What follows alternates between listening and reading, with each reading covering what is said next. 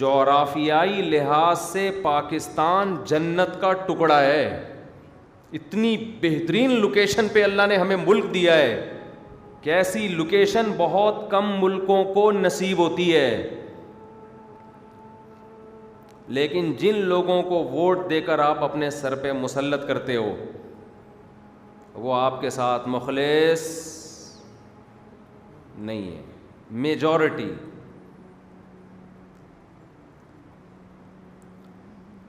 تو میں یہ عرض کر رہا تھا کہ کیا مہنگائی پہ کہاں سے آ گئے ہم.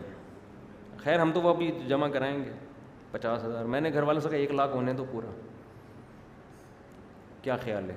50 آ گیا, ابھی تھوڑا اور لگ کے آئے گا, تھوڑا اور لگ کے آئے گا, جب پورا لاکھ ہو جائے گا تو ریٹ بڑھتے چلے جا رہے ہیں. ویسے میں آپ کو ایک مشورہ دوں, مشورہ بیان سے ہٹ کر بات ہے لیکن بھائی فائدے کی بات ہو جائے تو اچھا ہے نا. دیکھو خود کفیل ہونا شروع ہو جاؤ, حکومت پہ ڈپینڈ کرنا چھوڑ دو. پاکستان میں وہ کامیاب ہے جو حکومت پہ بھروسہ نہیں کرتا. یہاں نہیں ہو سکتا. یہاں یہی ہوگا کہ جو بھی میں زیادہ گہرائی میں جاؤں گا تو پھر مسئلے خراب ہونا شروع ہو جاتے ہیں کہ کوئی اچھا نہیں یہاں آ سکتا. ایسا لگتا ہے سسٹم کچھ اس طرح کا, الا ماشاء اللہ شاید کوئی ہو جائے.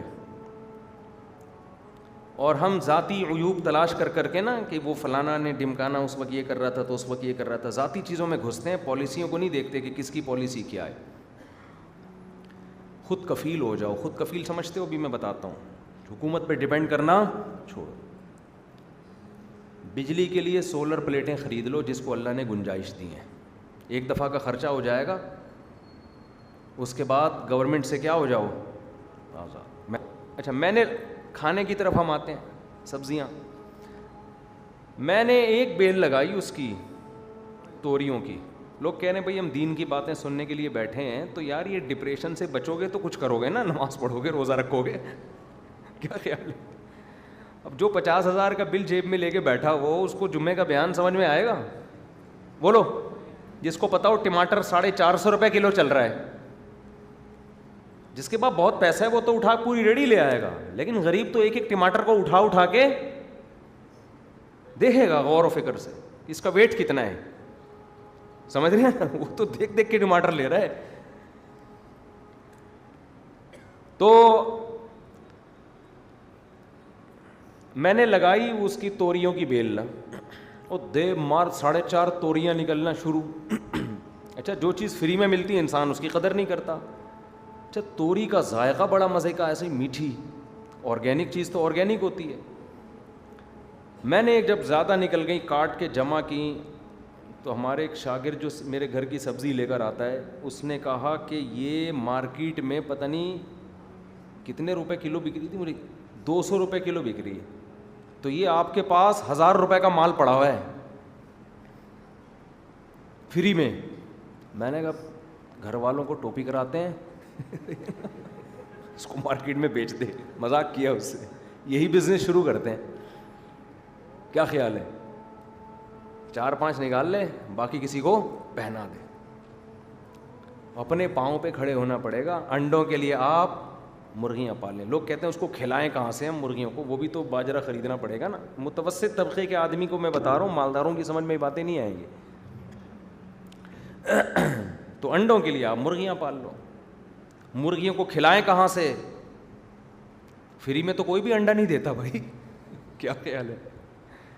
فری میں کوئی بھی کچھ نہیں دیتا. بہت سارے طریقے ایسے ہیں. گھر میں بچی ہوئی روٹیاں ان کو ڈال دو. جانور نخرے باز نہیں ہوتا کہ اس کو پیزے برگر چاہیے. نیٹ پہ بہت سارے طریقے ہیں کہ آپ کیسے کم سے کم.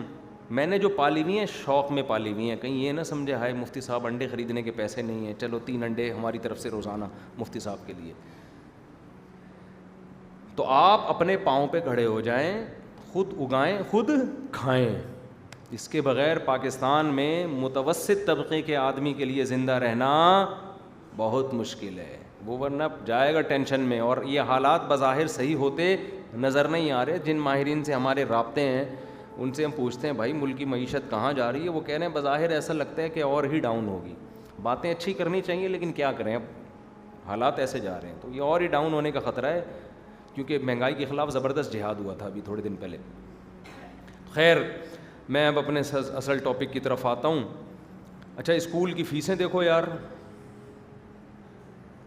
وہ ظاہر ہے جب پیٹرول بڑھے گا تو وہ جو بچوں کے لان لے جانے والا جو آپ نے وین لگوائی ہوئی ہے اس کے تو وہ تو غریب آدمی وہ تو بڑھائے گا پیسے، وہ مجبور ہے. اسکول والے پھر وہ بھی قیمت بڑھائیں گے تو بس گئے کام سے. چھوڑو، اپنا اسکول کھولو، حقیقت ہے اس میں اپنے بچوں کو پڑھاؤ، اس سے ارننگ ہوگی. اب جتنی مہنگائی بڑھے آپ فیسیں بڑھاتے چلے جاؤ، یہ طریقہ صحیح ہے. آپ کے بچے آپ کے اپنے اسکول میں اور دوسروں کے بچوں کو بھی آپ پڑھاؤ گے، آپ توریاں خود اگاؤ گے، کھاؤ گے بھی اور بیچو گے بھی. یہ سیٹ اپ چلے گا زبردست طریقے سے. تو خیر جی، تو میں یہ عرض کر رہا تھا کہ میں یہ غریبوں کی 4 قسمیں کیوں بیان کر رہا ہوں. مالداروں کی بھی تو 4 قسمیں بیان کی جا سکتی تھی نا. تو پاکستان میں مالداروں کی 4 قسمیں بیان کرتے ہوئے میں اچھا نہیں لگوں گا، اس میں غریبوں کی قسمیں بہت زبردست پائی جاتی ہیں یہاں پہ. تو میں نے 4 قسمیں بیان کی تھی. دیکھو، ایک غربت وہ ہے، اچھا یہ جو ہم جن حالات میں یہ غربت کی وجہ سے نہیں ہے، یہ سسٹم کی خرابی کی وجہ سے حالات ہیں. ایسا نہیں ہے کہ ملک میں کچھ وسائل نہیں ہیں، ملک تو بھرا ہوا ہے ماشاءاللہ، مالا مال ہے اللہ کی نعمتوں سے.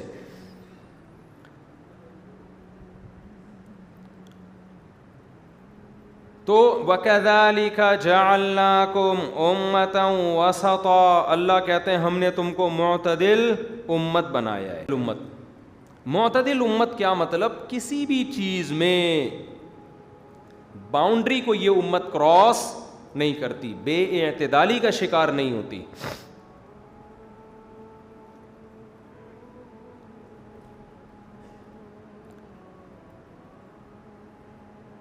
ایک غریب وہ ہوتا ہے